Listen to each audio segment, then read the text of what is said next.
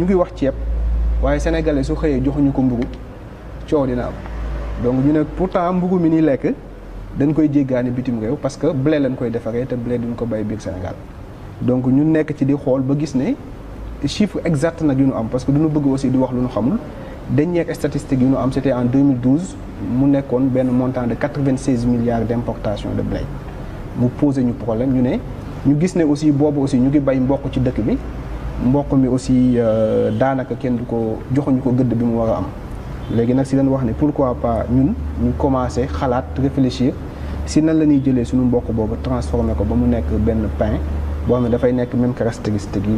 mais loolu mburu moo xam ne dañ ko jëlee si mboq loolu Saliou Diallo lu bees daaw nañ fi dégg ay PAMI blé daaw nañ fi dégg programme yooyu nga xam ne dañuy jël mboq boole koog blé beeg yooyu dugub boole koog blé PAMI blé yooyu yëpp ñu fekk nañ waaw mais l'intéressant li am importance ci projet bi mooy dañu jóge carrément sur le mot blé lu tax ñu jóge sur le mot blé toujours ci réflexion yi dañoo dem ba gis ne en Europe ñoom ci wàllu boppam dañoo commencé créer ay association di xeex blé mu nekk lu doy waar. ndax lan.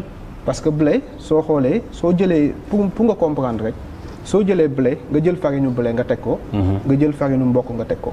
soo sottee ci farine blé bi ndox dafay élastique nga gis ko mu taawee ko. si la ñuy mën a defar mburu ak def lu ñu yëpp. mais par contre soo jëlee si sunu céréales yu ñu am ci Afrique. comme mboq. wala dugub soo ci defee ndox ay donju lay nekk moo tax ñu mën ko mooñ. léegi nga gis ne dafa am benn différence. léegi différence blé kenn mënu koo mooñ. mënoo ko mooñ parce que élasticité bi moo tax. léegi différence boobu lii élastique ak lii élastiqueul dafa am benn protéine bu koy def bu tudd gluten. gluten waaw te gluten soo demee si codex alimentaire fi nga xamante ne nii bépp xeetu ñam boo xamante ni dañ ko war a doomu aadama da ko mën a lekk fa lañ ko tënk. soo demee ci codex alimentaire ñu jël fukki ñam ak fukk ak ñeent.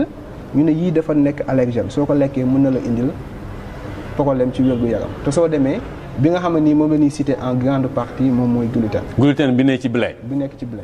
donc tey soo demee tey en Europe en France mën naa citer l'association française des maladies chaotiques mooy association française anti gluten et ñoom ñoo développé ce qu'on appelle le mode sans gluten. te ki nga xamante ni ñëpp xam nañ ko tey ci àddina bi muy tennisman bu mag boobu muy Novak Djokovic yaakaar naa xam nga ko. Djokovic moom serbe la. waaw moom actuellement numéro 1 mondial. numéro 1 mondial il s'est porté volontaire d'être l'ambassadeur de non de gluten free dans le monde qu'on appelle sans gluten. sans gluten. mais léegi blé bi. moom gluten bi daf si nekk naturellement. waaye léegi est-ce que gluten bu naturel boobu dafa am problème. waaw non gluten bu naturel boobu moo allergénique. loolu mooy créer substance allergénique. léegi est-ce que blé mën nañ koo lijjanti ba génne si gluten boobu. waaw soo ko naree def liggéey ci sa céréales locales yi moo gën a am solo. parce que déjà ñoom tubaab bi est-ce que ñoom ñu ngi koy def. ñoom actuellement ñoom li ñu nekk di def mooy le mode sans gluten c'est-à-dire que bëggatuñu du tout sax benn affaire boo xam ne nii dafa takk blé. mais léegi est-ce que blé bi ñoom tubaab bi fexe nañ ni ñuy génnee gluten. parce que tubaab bi dañoo am pexe de. loolu laa la bëgg en fait. xam nga wala yeggaguñ foofu xam nga recherche aussi day dox. mais gars yi ëllëg ñoom ñuy nekk foofu di ko jéem a dindi et gis nañ ne maïs ak blé presque amul différence seen seule différence mooy gluten boobu. donc réflexion bi nga xam ne moom mooy daw ci àddina bi aujourd'hui mooy nan la ñuy fexe ba blé boobu noonu. léegi yow li nga def mooy fexe ba ñun. sunu mboq mi. ñu mun koo def mburu. ñu def ko mburu te léegi PAMI blé yi fi amoon nag dañ doon boole mboq ak blé. ndax yow léegi da nga ni mboq rek lañ koy defee. non mboq kese parce que ñoom erreur bi ñu defoon mooy lire naa document yi suivre naa ko mais erreur bi ñu defoon mooy bi ñuy def PAMI blé utiliser wuñu woon farine de maïs. utiliser wuñu woon farine mboq en fait danoo jël mboq bi. yóbbu ko ci machine wal bi nekk ci koñ bi kooku jël ko rek wal ko xam nga mboq boobu dafay diis parce que suñu nee farine décortiquage bi dafa am benn taux bi mu war a yegg mais soo demee ci sunu mboq mi wal ci mbedd mi moom du ko wal du ko soq bu set léegi boobaa farine bi day diis. yow bi nga demee salon de l'innovation bu Cotonou lan nga fa yóbbu. waaw bi ma demee projet bi laa yóbbu parce que en 2016 projet bi dafa gagné woon fii benn concours business academy bi nga xam ne c'était organisé avec l'ADPM ak Banque mondiale. pour tester woon ne li ñuy wax est-ce que ay boroom xam-xam suñ ko déggee lan lañ ciy wax ñu dugaloon ko foofu projet bi jëloon prix. ñu continuer nag di ci liggéey ba yàlla def.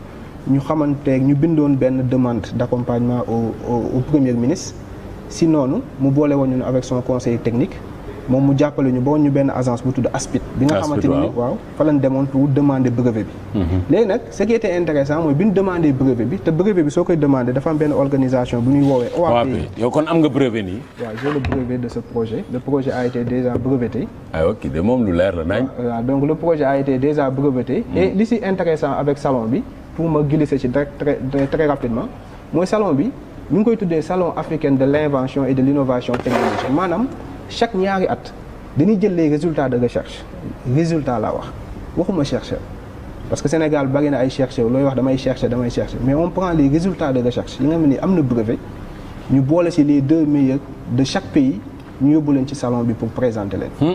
mais depuis 2009 salon bi amul pour des problèmes de budget pour des problèmes de dëkk bi ñu ko war a organiser dafa amoon élection wala leneen léegi moo tax depuis 2009 boobu ba tey amul. donc ba 2009 ba tey disons ñu jël projet yi brevet yu ñu def au Sénégal yëpp ñu tànn ci sama bos ak pour bosu keneen ki ma àndaloon muy Mohamed Ba ku baax.